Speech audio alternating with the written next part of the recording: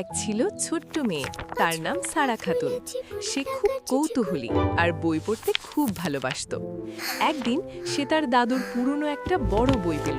বইটা খুলতেই আশ্চর্য ঘটনা ঘটল।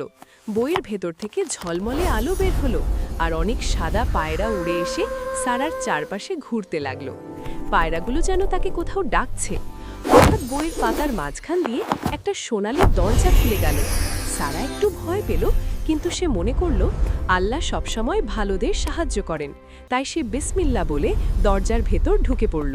দরজার ওপারে সে দেখল এক সুন্দর শহর, উঁচু উঁচু মিনার, সোনালি গম্বুজ আর চারদিকে শান্তির আলো। শহরটা যেন জান্নাতের মতো সুন্দর। সেখানে এক দয়ালু ফেরেশতা বসেছিল, হাতে একটা জ্ঞান ভরা বই। ফেরেশতা মৃদু হেসে বলল, সারা খাতুন, তুমি কি জানো জ্ঞান অর্জন করা খুব বড় ইবাদত? সারা মাথা নাড়ল। আমি শিখতে চাই, সে বলল। ফেরেশতা তাকে শেখাতে লাগল।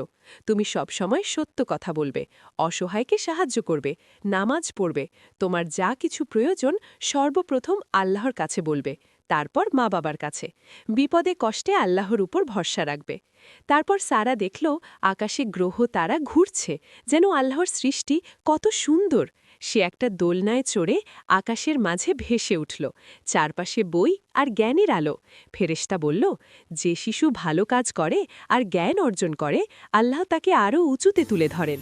হঠাৎ আবার সেই আলো ফিরে এলো।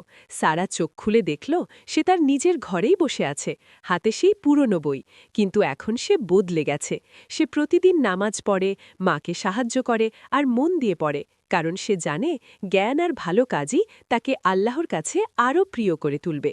গল্পের শিক্ষা, ভালো কাজ করো, সত্য বলো আর জ্ঞান অর্জন করো, এগুলোই তোমাকে আল্লাহর প্রিয় বানাবে।